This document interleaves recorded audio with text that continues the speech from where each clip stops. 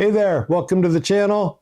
My name's Greg. Today I'm going to show you how I made this traditional style pepperoni. The main difference between a traditional style pepperoni and the type of pepperoni you'll more commonly find on a pizza is the traditional pepperoni is basically a salami. It is not cooked, it's usually not smoked. It has the same spice profile of being fennel and anise forward, pretty decent amount of pepper and peppercorn.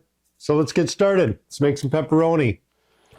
I'll be mixing up some mold 600, making a couple of different sausages, a salami, and they're both going to benefit from a protective layer of white mold, Penicillium nalgiavensis. So I'm going to add about a 1/4 teaspoon of my mold. To that I'm going to add about a 1/4 cup fresh well water. If you don't have good clean water, make sure you use some distilled water, because chlorine will kill this mold, and well, that would be counterproductive. But I want to do this at least a good 8 hours before I want to use it. So I'm just going to set that aside. Well, first thing for this pepperoni is going to be to add salt. I'll be using cure number 2. Traditional style pepperoni is basically a 61mm salami, and it's going to take over a month. Anything that takes over a month needs cure number 2. Usually get my seeds and stuff together that need to toast, starting with some black pepper and a little bit of fennel. I'll get that started in my cold dry pan, and I'll weigh up my anise while that gets going. I'm going to toast this too, but it just doesn't take as much. Toast a little quicker. It's a smaller seed. So I guess we'll go back to this original one with the salt. My other spices are going to be some ground black pepper, some ground white pepper, quite a little bit of some cayenne pepper. That should give it a nice little bit of heat to this. And finally some paprika. That'll round out the flavor profile. And all that's left to do is give this a little dextrose to feed the starter culture. And this one I'm going to add some sugar as well. Now I'm going to take my toasted spices, just crack them. That's what I'm going for, just lightly cracked. It smells so good. I'm going to add that to my mix. Traditional pepperoni, salt and seasoning, ready to go. Got some not super lean beef, some not super lean pork, and some back fat. Ideally, I'd have lean beef, lean pork, and more back fat. Compensated that with the fat I'm using. I'm going to add my beef and my back fat first.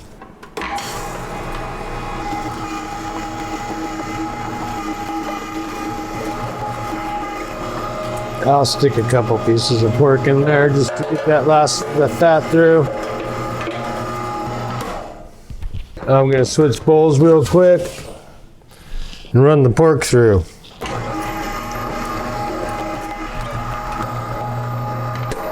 So the reason I did this separate is because I'm going to change my plate.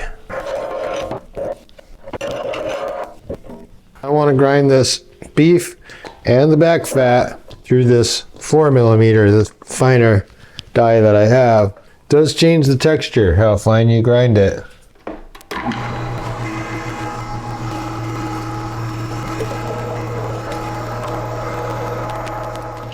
I got other sausages I want to do while this grinder is nice and cold. So for now, I'm going to stick this away into the refrigerator. I'm going to be using T-SPX as a starter culture for my traditional pepperoni here. You can see it's a combination of these bacteria. And T-SPX is used for mild acidification. It's actually one I don't use that often because I usually like a little bit more tanginess in my salamis. Try to make this true to form for traditional pepperoni, which is a little less tangy. Not very much sugar in it to feed this either.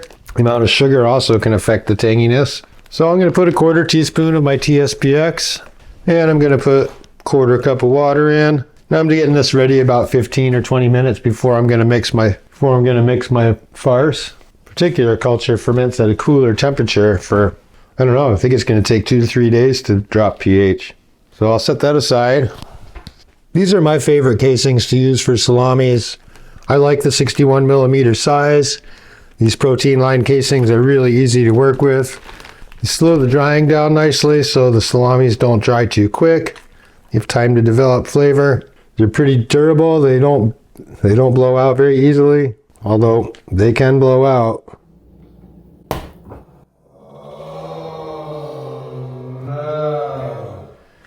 I try to open it, make sure there's some water gets through that. Helps lubricate the inside a little. Yeah, just leave that under some water. And these don't really take very long to pre-soak. I don't know, 15 minutes, 20 minutes. Well, I have my beef, pork, fat mix here. First I'll add my salt, spice mixture. This has a lot less sugar than the other versions, less dextrose. It should be a much slower fermenter and should be quite a bit less acidic than the other two versions. The other versions are like an American style pepperoni that goes on a pizza. And I'm also making some pepperoni snack sticks. But this one here, it's got the T-SPX culture, which ferments at a colder temperature and takes much longer to ferment than the FLC I'm using in the other ones, or the Flavor of Italy, which I sometimes use. But if all goes as planned, this will be the last one ready, because this is a full-on salami, whereas the other ones are semi-dried and cooked. So I'm just going to mix this up till it gets very tacky, very sticky. As I always say, it'll look a little furry. Start pulling my gloves off. Should start lifting the bowl off the table.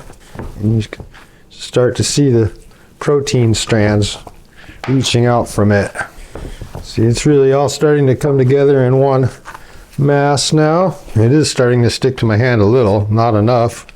And the recipe in the description, like pretty much all of my recipes, it's done in percentages. And it's starting to get there. It's lifting my bowl up, sticking pretty good. You can see it's getting these little furry bits of little strands reaching out. I usually like to buy these pre-tied, but for some reason I did not get the pre-tied ones this time around. So what I'm going to do, fold that like an accordion, one direction, the other direction, back, alternating directions. That's going to give me this flat piece of folds. Now I can take my string, a little tricky one-handed, but eventually you get it, and you make just go regular knot, but I go through twice, like the same way as when you tie your shoes, but I go around twice, like the butcher knot, and that helps keep it tight. Here it is, a couple more of those, one on each side, just to help keep that down. Now this knot can easily slip off of this, so I do. Let's fold that over and make another one here. And you'll see in a second what that's going to do. It can't slide off. It creates this little bulb. And then hopefully you left enough string to make a little knot to hang it from. Which I'm cutting it close, but it'll work. Anyway, let's get to stuffing. So you get that just to the end.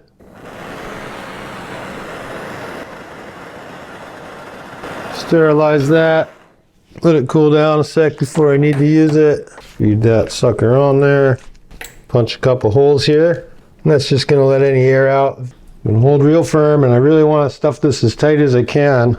I thought these were indestructible, but actually these casings can blow out, but you gotta work pretty hard to blow them out. Yeah, that happened. There's not very much in here. Like I said, I'm doing a small, relatively experimental batch here. I'm just going to get one little pepperoni. Should have made a bigger one, but I wanted to make a couple different kinds. And I'm just going to push that through. There's a lot left in here with these bigger ones. And we'll just twist that up tight. The more you twist, the tighter it gets. And I'm going to tie that off with the string. And much like I did on the other side, I'm going to fold it over, make another knot.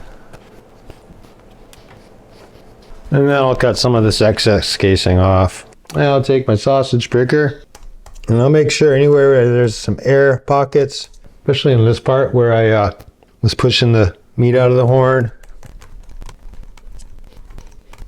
So what I have here is a little piece of meat left in the bottom of my stuffer. There's always a little bit left in this part here. And I'm just going to leave that in the same place I've got my log fermenting. And this is what I'll use to test my pH.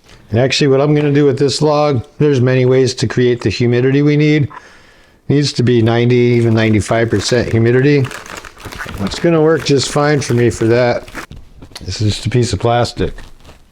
Before I wrap it in the plastic though, I'm going to take that mold that I mixed up last night and I'm just going to brush this with it. And then when I have a little extra mold, I usually will just spray that into my cabinet, kind of up the mold game in there. Now I'm just going to take some plastic wrap and wrap this up in there. That's going to keep my salami nice and humid inside of this plastic. Easily be the 90 to 95% it needs to be of humidity. And since this likes to ferment at like 65 degrees or so, 70, I'm just going to leave it on my countertop and it's going to be just fine. So we'll set that aside. Probably going to take a couple days at least and check back then. Turn on my pan. Here's my test piece for my traditional pepperoni. And it's traditional in that it will be, it's more like a salami. It's not cooked.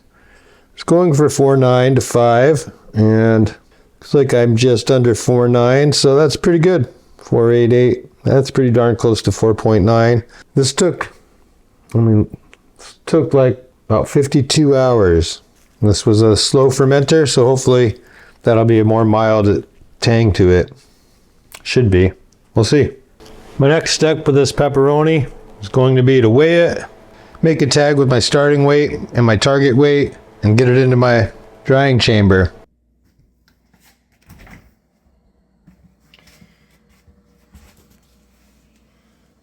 Here's my traditional style pepperoni.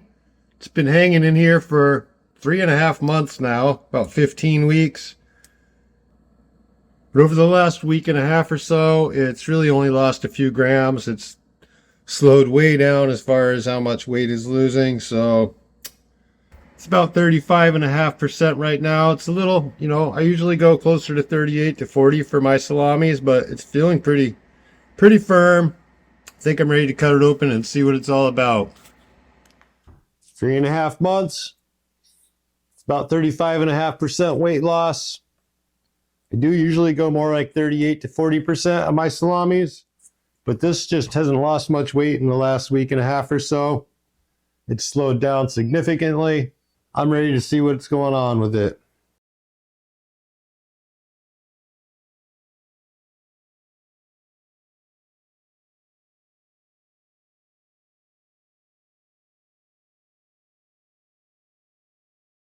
Now let's take a look in the middle here. You can see it's pretty uniform. Doesn't have a darker color around the edge. There's not a lot of dry ring. Pretty uniform color. Pretty homogeneous bind.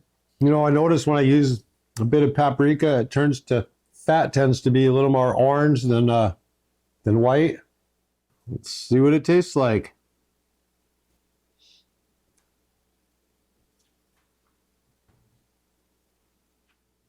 It's definitely a lot more mild than the American style pepperoni I made. Doesn't have the tang, that acidic bite. It's very mild in the acidity. It is a lot softer than I usually make my salamis. Kind of wish I'd let it keep hanging. It probably would have taken another month to get closer to 40% at the rate it slowed down to. I feel like the flavors are very well balanced. And because it doesn't have that acidic bite to it, it kind of lets the other flavors shine through a little more, which I do like. Although this isn't the type of pepperoni you usually will find on a pizza. I don't see why you couldn't put it on a pizza. I think it would be just great. All in all, pretty good. I'm happy with it. In hindsight, I wish I'd let it hang for another month to get more firm like the way I tend to like my salamis. But, it's good to go, safe to eat once you hit 30% weight loss. I do like 38 to 40 on most of my salamis.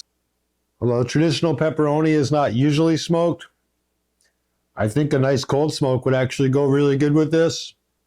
If you like this, give it a thumbs up. If you like this kind of content, make sure you're subscribed to my channel so you don't miss out on any. Put some love into your food. Peace.